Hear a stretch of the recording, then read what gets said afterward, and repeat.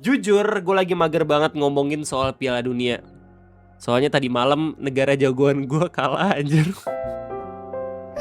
Buat lo semua yang ikutan nobar sama gue pasti tau lah siapa negara jagoan gue. Emang siapa Bang Rey ya? Ini negaranya Bang Dodo. Gue yakin lu pasti langsung bilang kayak, Bang, lu tuh gak realistis milih Portugal jadi negara jagoan lu di Piala Dunia ini. Ya gue paham. Tapi siapa yang gak pengen melihat last dance terakhir, pertarungan epic antara Messi dan Ronaldo. Meskipun ya Messi udah jadi top scorer ya bersama Haaland dan juga Mbappe, sama-sama 7 mencetak golnya di Piala Dunia ini. Ronaldo juga 7 nomor punggungnya. Tapi seenggaknya gue gak pengen yang FOMO-nya tuh FOMO banget, cuman nontonin pertandingan Messi sama Ronaldo gitu. Makanya di Piala Dunia kali ini gue nonton kayak beberapa negara-negara yang banyak banget pemain-pemain bagusnya. Kayak misalkan Inggris ada Harry Kane, terus abis itu Argentina ada Messi, Kroasia ada Luka Modric, terus abis itu ada Tanjung Verde. Wow, itu tuh anjir kipernya keren banget anjir. What the hell, waktu lawan Argentina itu udah kayak berasa final, itu seru banget. Terus abis itu di Norway ada Haaland. Terus di Portugal jelas ada Cristiano Ronaldo. Ya meskipun waktu babak penyisian secara performa nggak yang terlalu bagus gitu ya, dan orang-orang udah pada ngeprediksi ini pasti bakal berhenti, entah itu waktu lawan Kroasia atau entah itu lawan Spanyol. Beneran berhentinya waktu lawan Spanyol 1-0. Tapi kita nggak bakal ngomongin soal bagaimana sepak terjangnya Bang Dodo gitu ya. Soalnya meskipun kemarin dia udah bilang I'm back, tapi ternyata I'm backnya tuh Portugal gitu, atau Haji, I don't know ya. Anyway, jadi kalau misalnya kita ngomongin soal Piala Dunia tahun ini, gue yakin lu semua pasti udah pada tahu banyak banget dramanya. Entah itu drama di pertandingannya sendiri atau di luar pertandingannya.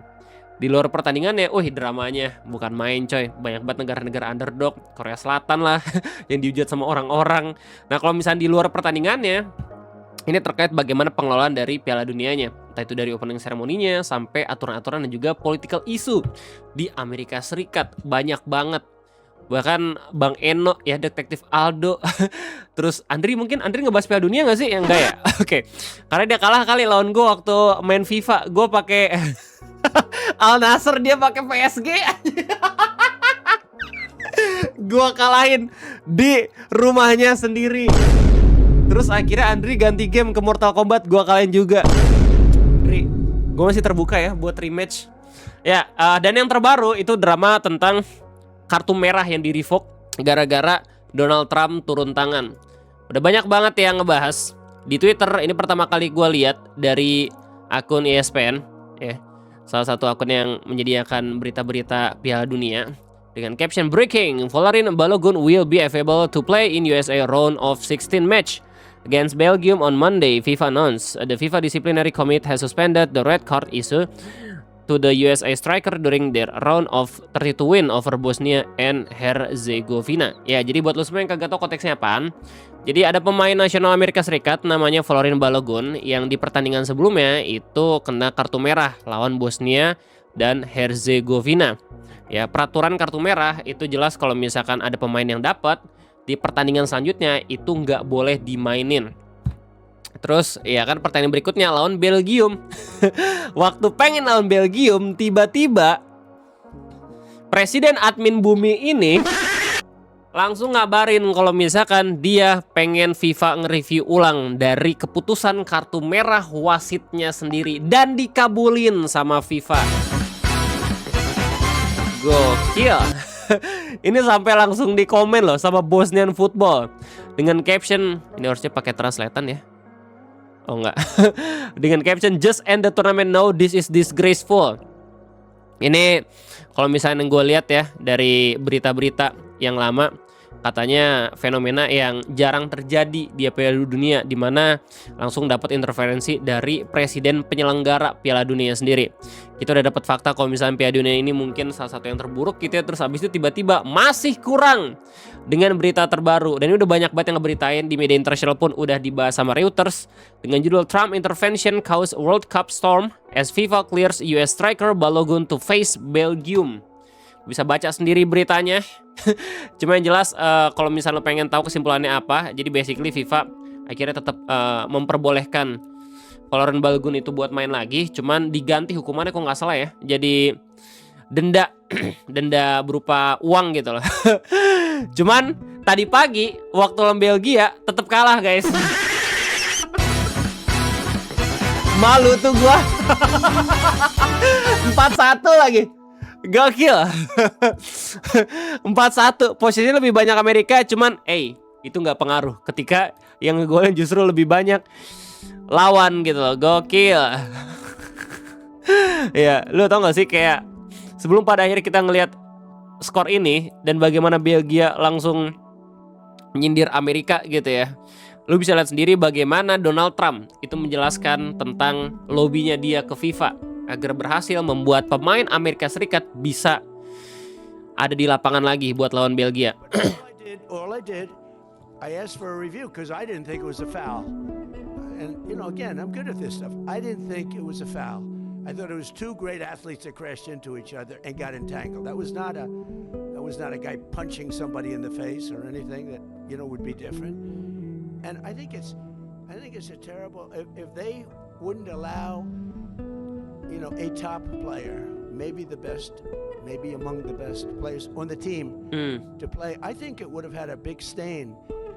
And I related just that feel. I didn't tell him what to do. I can't tell him what to do, but and I don't believe he made the decision. I think it was a committee that made the decision. Nge-accuse wasitnya juga lagi anjing. Jadi wasitnya keringet dingin nih. Langsung di-mention sama admin Bumi. And they made the right decision because number one, it wasn't a foul. And you want to see a game with your best players. You don't want to say, how would you feel if I took, we take Messi out? He ran into somebody. Iya, jadi beliau basically bilang ya di akhir-akhir kalimatnya, gimana kalau misalkan Messi tiba-tiba dapat kartu merah, masa lu kagak pengen ngebela? Iya, kalau misalkan salah makek. Gue nyebutnya kakek ya, kakek Trump. Ya kalau misalnya Messi ngelakuin kesalahan dan kagak kartu merah ya pasti didramain itu. Kayak nggak pernah ngelihat aja drama Messi. Or we took Ronaldo, you bumped into somebody, we're going to take you out of a game. He's great. Well, Harry Kane, we're going to take you out of the game, Harry, because you happen to hit somebody a little bit harder than you can't do that. Dengan segala hormat buat Presiden Donald Trump ya, dari normis Piala Dunia ini, gue pengen ngasih tahu, mau itu Cristiano Ronaldo, Harry Kane, Mbappe, Haaland yang dia kalau misalkan ngegolin tuh sampai gini. Gitu. Selama itu dilihat pelanggaran sama wasit ya, dan worth it buat dapat kartu merah, mau itu dia terkenal atau kagak, pasti bakal dapat kartu anjir. Jadi kartu itu bukan ditentukan dari apakah dia pemainnya terkenal atau tidak gitu loh, kan kocak ya. If you would have taken him out, I think it would have really stained this incredible champion. We got to have our best players. Ini kocak banget sih. Beliau bilang kayak kalau misalkan ada kartu merah nih dari pemain-pemain yang terkenal, ya, ini pasti bakal menodai bagaimana Piala Dunia. Lah, justru Anda yang menodai gara-gara interferensi gitu loh, coy. Ya Allah, subjektif banget gitu loh. Belgium's got a great team, by the way. We have our best players, and they have to have their best. And if we win or we lose, it's fair. Otherwise, let's say we lost them and we lose the game, it would be a terrible thing. So, I think ini orang baru beberapa minggu yang lalu perang loh sama Iran. Tiba-tiba sibuk banget ngomongin Piala Dunia. I think they made a really brilliant decision. I think the referee's call was horrible. And nobody talks about that. They talk about the red card like it's fine. Nobody talks. The referee's decision to red card. I didn't know what the hell a red card was. When I found out, I said, you got to be kidding. This guy just hands up. Okay, your best player is not going to play next week or in the next game. I said, wow, that's a lot of power. That's terrible. But then I looked at his past, and it wasn't so great. Okay.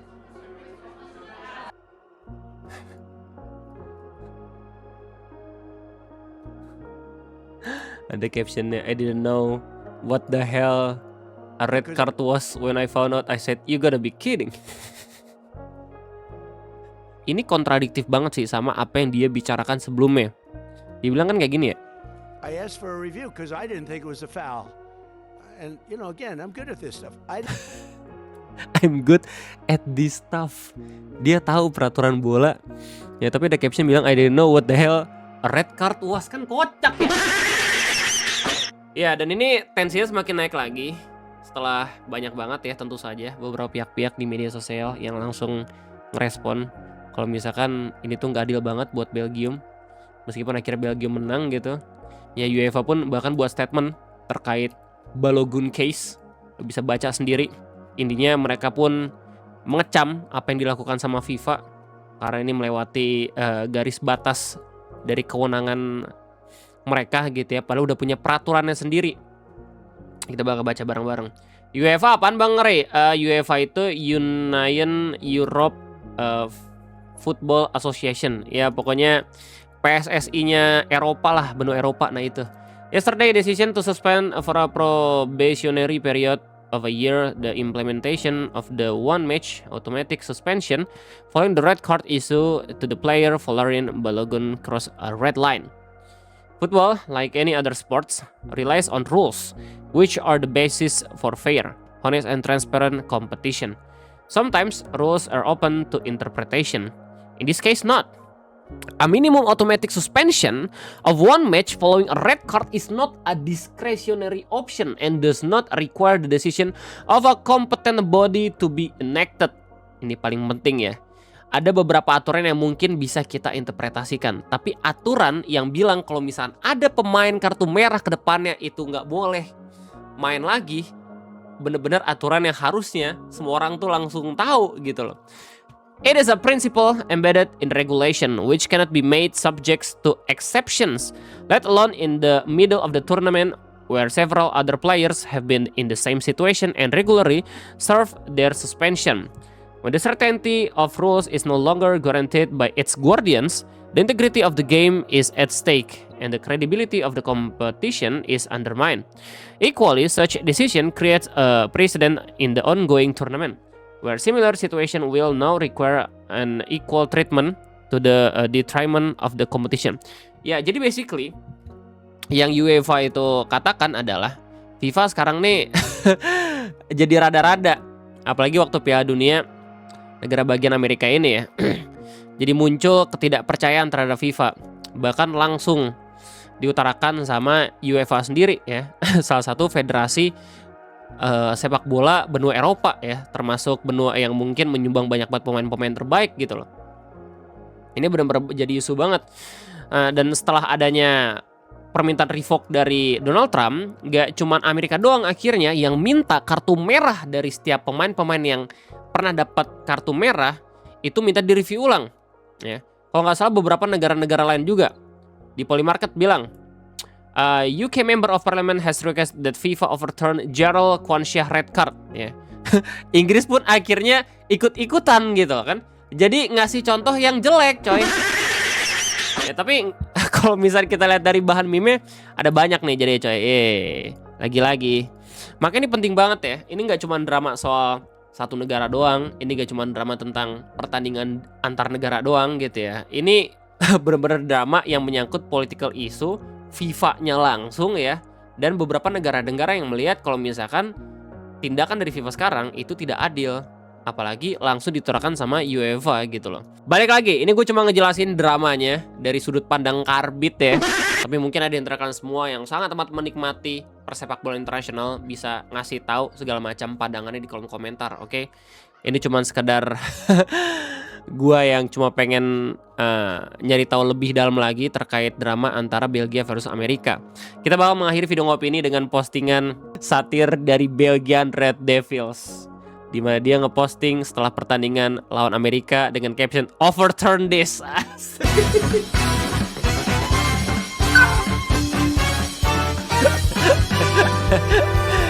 God damn bro. Oh ya, anyway, lu bisa ngeliat sendiri apakah pemain Amerika tersebut itu worth it dapat kartu merah atau kagak waktu lawan Bosnia dan Herzegovina ya. Dengan ngeliat cuplikan dari pertandingannya yang udah banyak banget dan bisa lu cari di YouTube. Gua nggak bisa nampilin soalnya copyright FIFA keras banget coy. Cuman Kalau misalnya menurut lo itu worth it buat dapet kartu merah, ya selama Donald Trump bilang kagak mah ya berarti kagak gitu lah. Anyway, gimana tanggapan kalian semua? Silahkan tulis di kolom komentar. Jujur hati kecil gue masih sedih ya karena Dodo harus pulang. Dibilang katanya gue udah seberusaha mungkin gitu memberikan yang maksimal untuk negara gue sendiri, tapi kita jadinya tidak bisa mimpi basah ya melihat bagian pertarungan Messi versus Ronaldo di final. Anyway, itu aja mungkin dari gue. Terima kasih banyak. Gimana tanggapan kalian semua? Silahkan tulis di kolom komentar. Gue rasa cukup sekian dari gue. Sampai jumpa lagi nanti di next video Ngopi Gue Undur Diri. Bye bye.